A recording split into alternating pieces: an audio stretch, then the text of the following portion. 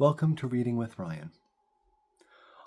On our fourth episode of our Ramadan Reflections series, we're going to look at a book that had an immense impact on my own personal, spiritual, and religious journey, one which has received numerous international accolades as one of the most authoritative and readable biographies of the Prophet Muhammad in the Islamic tradition.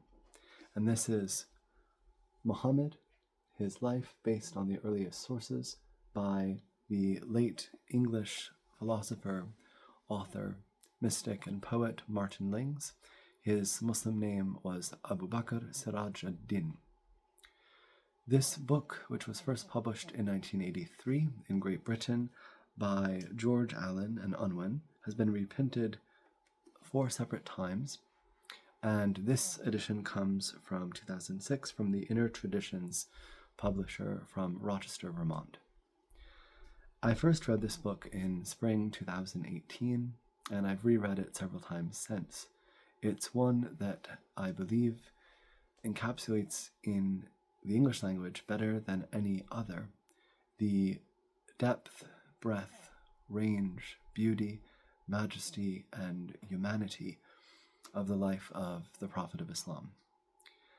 So it's a book that I would always recommend to seekers who are interested in Islam, to those who are already Muslim looking for a beautiful, very readable, but still very eloquently and beautifully worded biography of the Prophet.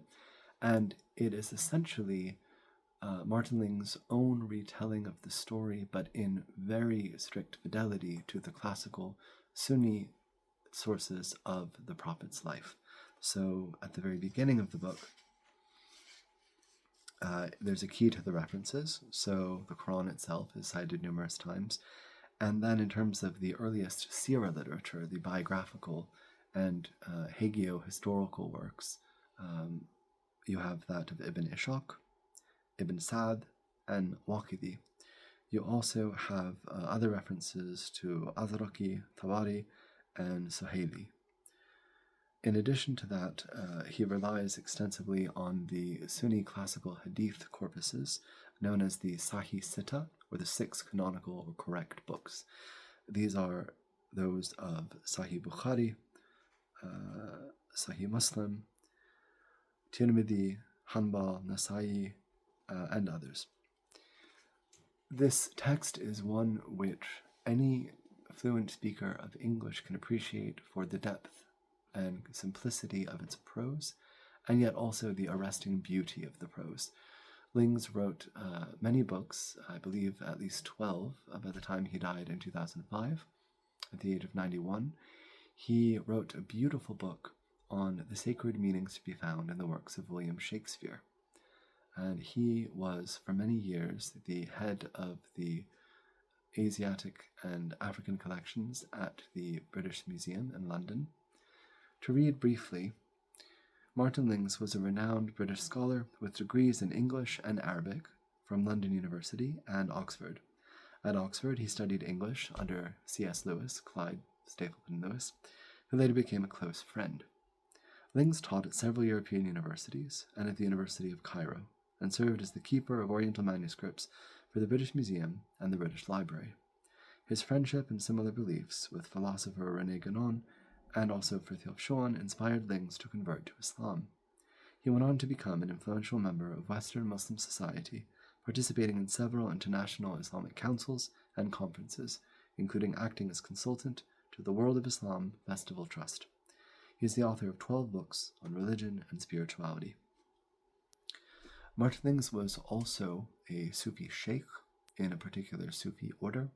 He, like his close friend and one of his close associates, Sayyid Hussein Nasr, is a member of the traditionalist perennialist school, but one does not have to be a member of that school or a particular Sufi order to appreciate the breadth and depth of his works and his contributions to the fields of Islamic hagiographical and historical literature, and also that of Sufism as a theoretical and practical science of the ultimate purification of the human being in this life on the path to God. So with that, I wanted to read several excerpts since we're in the month of Ramadan I will feature the story of the first revelations to the Prophet Muhammad in the Islamic tradition, but first, in order of chronology, is the first chapter, the House of God, referring to the Kaaba. The book of Genesis tells us that Abraham was childless, without hope of children, and that one night God summoned him out of his tent and said to him, "Look now towards heaven, and count the stars, if thou art able to number them." And as Abraham gazed up at the stars, he heard the voice say, "So shall thy seed be," meaning his descendants. Abraham's wife Sarah was then 76 years old, he being 85, and long past the age of childbearing, so she gave him her handmaid Hagar, an Egyptian, that he might take her as his second wife. But bitterness of feeling arose between the mistress and the handmaid, and Hagar fled from the anger of Sarah and cried out to God in her distress. And he sent to her an angel with the message, "I will multiply thy seed exceedingly, that it shall not be numbered for multitude." The angel also said to her, "Behold, thou art with child, and shall bear a son, and shall call his name Ishmael, because the Lord hath heard thy affliction." Then Hagar returned to Abraham and Sarah, and told them what the angel had said. And when the birth took place, Abraham named his son Ishmael, which means God shall hear. So Ishma, Shma, and El. El is one of the most ancient names in Hebrew for God. When Abraham had reached his 100th year, and Sarah was 90 years old, God spoke again to Abraham and promised him that Sarah also should bear him a son, who must be called Isaac. Fearing that his elder son might thereby lose favor in the sight of God, Abraham prayed, "Oh, that Ishmael might live before thee." And God said to him, "As for Ishmael, I have heard thee. Behold, I have blessed him, and I will make him a great nation. But my covenant will I establish with Isaac, which Sarah shall bear unto thee at this set time in the next year." Sarah gave birth to Isaac, and it was she herself who suckled him. And when he was weaned, she told Abraham that Hagar and her son must no longer remain in their household. And Abraham was deeply grieved at this, on account of his love for Ishmael. But again God spoke to him, and told him to follow the counsel of Sarah, and not to grieve. And again he promised him that Ishmael should be blessed. Not one but two great nations were to look back to Abraham as their father. Two great nations, that is, two guided powers, two instruments to work the will of heaven. For God does not promise as a blessing that which is profane, nor is there any greatness before God except greatness in the Spirit. Abraham was thus the fountainhead of two spiritual streams, which must not flow together, but each in its own course, and he entrusted Hagar and Ishmael to the blessing of God and the care of his angels, in the certainty that all would be well with them. Two spiritual streams, two religions, two worlds for God, two circles, therefore two centers. A place is never holy through the choice of man, but because it has been chosen in heaven. There were two holy centers within the orbit of Abraham. One of these was at hand, the other perhaps he did not yet know, and it was to the other that Hagar and Ishmael were guided in a barren valley of Arabia, some 40 camel days south of Canaan. The valley was named Bakr, some say on account of its narrowness. Hills surround it on all sides except for 3 passes, one to the north, one to the south, and one opening toward the Red Sea, which is 50 miles to the west. The books do not tell us how Hagar and her son reached Bakr. Perhaps some travelers took care of them, for the valley was on one of the great caravan routes, sometimes called the incense route, because perfumes and incense and such wares were brought that way from South Arabia up to the Mediterranean, and no doubt Hagar was guided to leave the caravan once the place was reached. It was not long before mother and son were overcome by thirst, to the point that Hagar feared Ishmael was dying. According to the traditions of their descendants, he cried out to God from where he lay in the sand, and his mother stood on a rock at the foot of a nearby eminence, the hill, to see if any help was in sight. Seeing no one, she hastened to another point of vantage, but from there likewise not a soul was to be seen. Half distraught, she passed 7 times in all between the 2 points, until at the end of her 7th course, as she sat for rest on the further rock, the angel spoke to her. In the words of Genesis, "And God heard the voice of the lad," the boy, Ishmael, "and the angel of God called to Hagar out of heaven, and said to her, What aileth thee, Hagar? Fear not, for God hath heard the voice of the lad where he is. Arise and lift up the lad, and hold him in thy hand, for I will make him a great nation. And God opened her eyes, and she saw a well of water." The water was a spring which God caused to well up from the sand at the touch of Ishmael's heel, and thereafter the valley soon became a halt for caravans by reason of the excellence and abundance of the water, and the well was named Zamzam. As to Genesis, it is the book of Isaac and his descendants, not of Abraham's other line. Of Ishmael, it tells us, "And God was with the lad, and he grew and dwelt in the wilderness, and became an archer."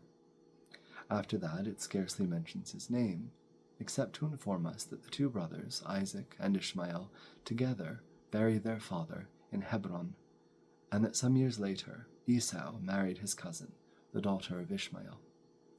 But there is indirect praise of Ishmael and his mother in the psalm that opens, "How amiable art thy tabernacles, O Lord of hosts," and that tells of the miracle of Zamzam as having been caused by their passing through the valley. "Blessed is the man whose strength is in thee, in whose heart are the ways of them who passing through the valley of Bakr make it a well." When Hagar and Ishmael reached their destination, Abraham had still 75 years to live, and he visited his son in the holy place to which Hagar had been guided. The Quran tells us that God showed him the exact site, near to the well of Zamzam, upon which he and Ishmael must build a sanctuary, and they were told how it must be built. Its name, Kaaba, which means cube, is in virtue of its shape, which is approximately cubic. Its 4 corners are toward the 4 points of the compass. But the most holy object in that holy place is a celestial stone, which it is said was brought by an angel to Abraham from the nearby hill Abu Qubais, where it had been preserved ever since it had reached the earth. It descended from paradise whiter than milk, but the sins of the sons of Adam made it black. That's a hadith from Tirmidhi, section 7, subsection 49. This black stone they built into the eastern corner of the Kaaba, and when the sanctuary was completed, God spoke again to Abraham and bade him institute the rite of the pilgrimage to Becca, or Mecca, as it later came to be called. Then there's a quote from the Quran, which is Surah 22. "Purify my house for those who go the rounds of it, and who stand beside it, and bow and make prostration, and proclaim unto men the pilgrimage, that they may come unto thee on foot, and on every lean camel, out of every deep ravine." Now Hagar had told Abraham of her search for help, and he made it part of the rite of the pilgrimage that the pilgrims should pass 7 times between Safa and Marwa, which are the 2 eminences, the 2 hills in Mecca.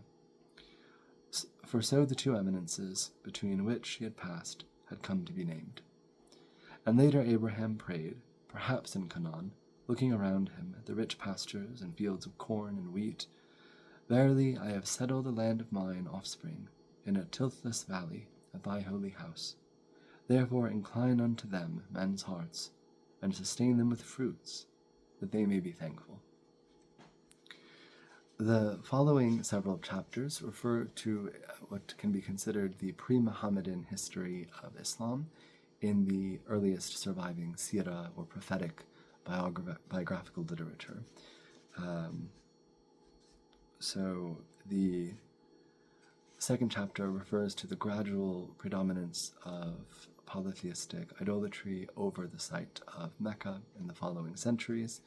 The third chapter refers to the earliest origins of the Quraysh of the Hollow, which are the family that claim descent from Abraham and which are the ancestors and family of the Prophet Muhammad in the Islamic tradition.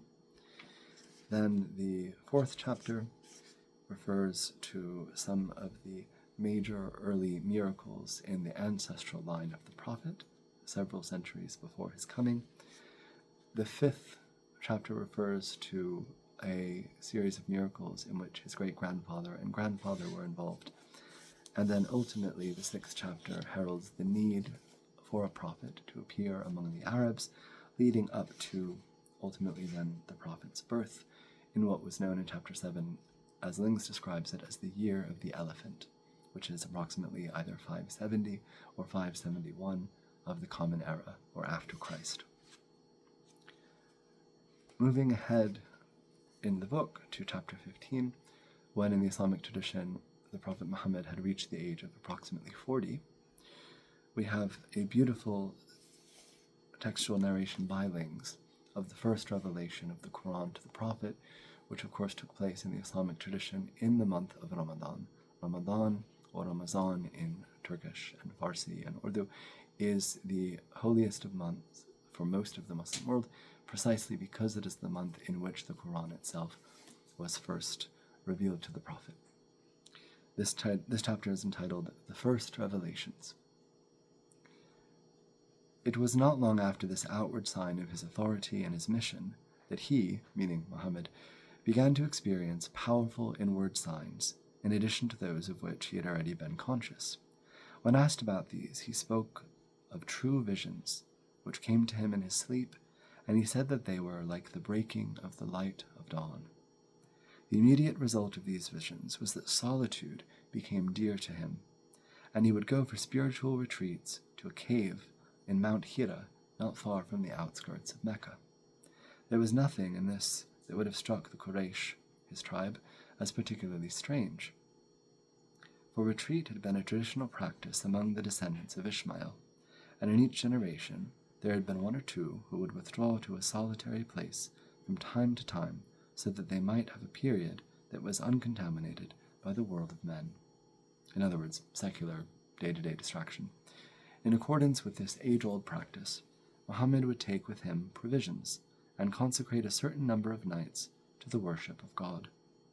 Then he would return to his family, and sometimes on his return he took more provisions and went again to the mountain. During these few years it often happened that after he had left the town and was approaching his hermitage, he would hear clearly the words, "Peace be on thee, O messenger of God," and he would turn and look for the speaker, but no one was in sight, and it was as if the words had come from a tree or a stone. Ramadan was the traditional month of retreat, and it was one night toward the end of Ramadan, in his 40th year, when he was alone in the cave, that there came to him an angel in the form of a man. The angel said to him, "Recite," Iqra in Arabic, recite. And he said, in reply, "I am not a reciter," meaning I'm not someone trained in the poetic art of recitation, which was an art highly prized by the Hijazi Western Arabs. Whereupon, as he himself told it, quote, "The angel took me and whelmed me in his embrace until he had reached the limit of mine endurance. Then he released me and said again, 'Recite.' I said, 'I am not a reciter.' And again he took me and whelmed me in his embrace, and again, when he had reached the limit of mine endurance, he released me and said, 'Recite.' And again I said, 'I am not a reciter.' Then a third time he whelmed me as before, then released me and said the following, 'Recite in the name of thy Lord, who created. He createth man from a clot of blood. Recite, and thy Lord is the most bountiful. He who hath taught by the pen taught man what he knew not.'" This is the first verses of the Quran that were revealed to the Prophet in the Islamic tradition, and it is, to quote it directly, in Surah 96. He recited these words after the angel, who thereupon left him, and he said, "It was as though the words were written on my heart." But he feared that this might mean he had become a jinn-inspired poet, or a man possessed. So he fled from the cave, and when he was halfway down the slope of the mountain, he heard a voice above him saying, "O Muhammad, thou art the messenger of God." and I am Gabriel." He raised his eyes heavenwards, and there was his visitant, still recognizable, but now clearly an angel, filling the whole horizon. And again he said, "O Muhammad, thou art the messenger of God, and I am Gabriel." The prophet stood gazing at the angel, then he turned away from him, but whichever way he looked, the angel was always there, astride the horizon, whether it was to the north, to the south, to the east, or to the west.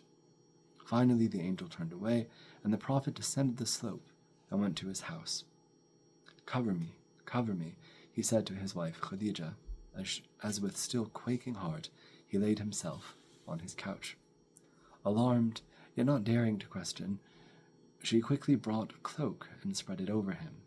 But when the intensity of his awe had abated, he told her what he had seen and heard, and having spoken to him words of reassurance, she went to tell her cousin Waraka, who was now an old man and blind.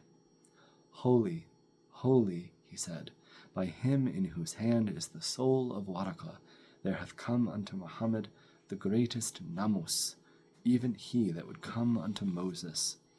And namus is presumably from the Greek nomos, in the sense of sacred law or scripture, here identified with the angel of revelation that brings sacred law. Waraka continued, "Verily Muhammad is the prophet of this people. Bid him rest assured." So Khadija went home and repeated these words to the prophet, her husband, who now returned in peace of mind to the cave, that he might fulfill the number of days he had dedicated to God for his retreat. A point that I'll make here is that it is very normative throughout the Muslim world for Muslim men and women of all ages, all backgrounds, to spend some time in Ramadan, especially the last 10 nights, whether some of the odd nights or the even nights, in a period of seclusion and retreat, whether in their private home or in a masjid, in a mosque.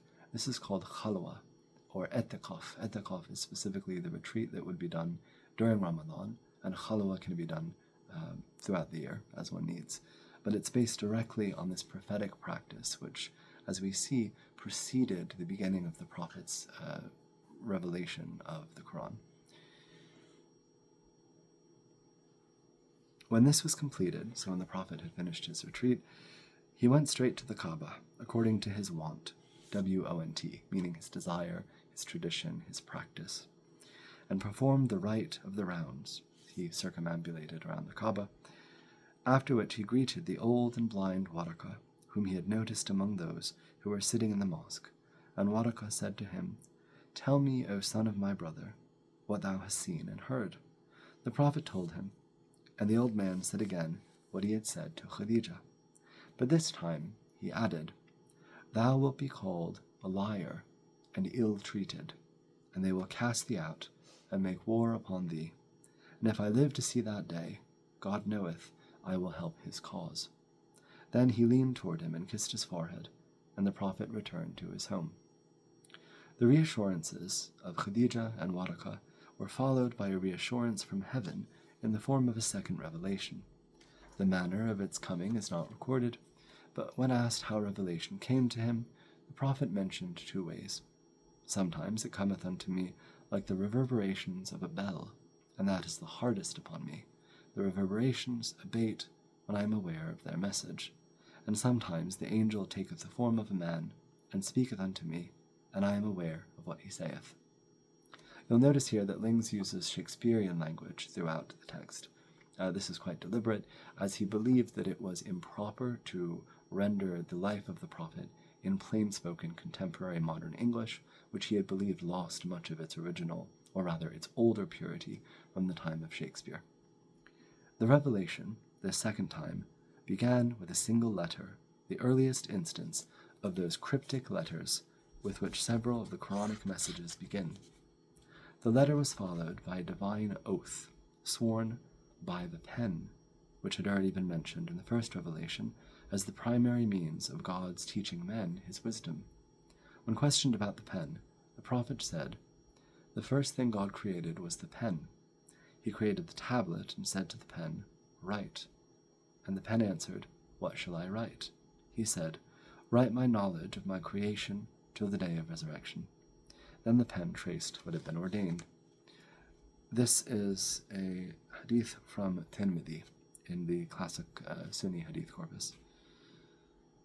Then, the oath by the pen is followed by a second oath, by that which they write, and amongst what they, that is, the angels, write in heaven with lesser pens on lesser tables, is the Quran's celestial archetype, which subsequent revelations refer to as a glorious revelation, Quran, on an inviolate tablet, quoting here from the Quran itself, and as the mother of the book, al-Kitab. Also a quote from the Quran. The two oaths are followed by the divine reassurance. Noon, which is the letter for N in Arabic. It forms the shape of an inkwell with a dot. Noon, by the pen and by that which they write, no madman art thou, through the grace of thy Lord unto thee, and thine shall be a meed unfailing, and verily of an immense magnitude is thy nature. After the first messages had come, there was a period of silence, until the Prophet began to fear that he had incurred in some way the displeasure of heaven, though Khadija continually told him that this was not possible. She knew the virtues of her husband and his exceptional exemplary character. She is mentioned in every hadith attributed to the Prophet, in Sunni and Shia hadith alike, as a woman of absolutely outstanding ethics, morals, and character. So she emerges actually as his earliest and chief support system in the earliest days of him receiving the revelations, when he was not yet sharing them even with his extended family or friends, but had only confided at that point to his wife, his daughter, and his cousin, who was ultimately to become his son-in-law. Then at last the silence was broken, and there came a further reassurance, and with it the first command directly related to his mission. This is from the Quran. By the morning brightness, and by the night when it is still, thy Lord hath not forsaken thee, nor doth he hate thee, and the last shall be better for thee than the first. And thy Lord shall give and give unto thee, and thou shalt be satisfied. Hath he not found thee an orphan, and sheltered thee, and found thee astray, and guided thee, and found thee needy, and enriched thee? So for the orphan, oppress him not, and for the beggar, repel him not, and for the bountiful grace of thy Lord, proclaim it.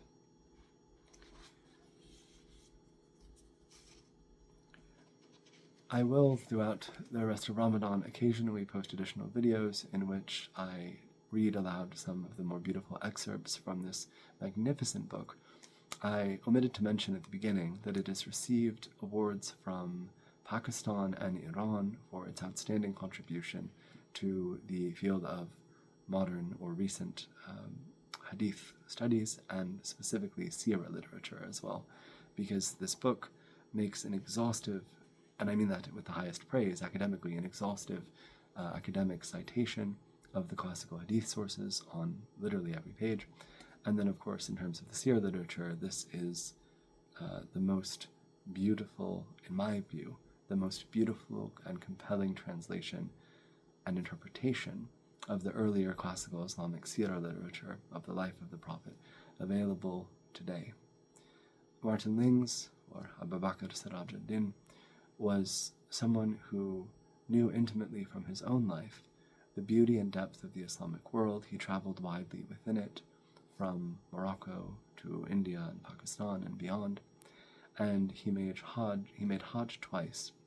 There's a beautiful video online, which I'll link to when I post this, on his reflections from his first Hajj in 1948, when Mecca and Medina looked very different from how they do today, and many of the centuries-old Ottoman period buildings had still remained. They had not yet been torn down, including some of the most beautiful sanctuaries associated with the graves and tombs of the Prophet's family members, the Ahl al-Bayt, and many of the Sahaba, the Prophet's companions and friends.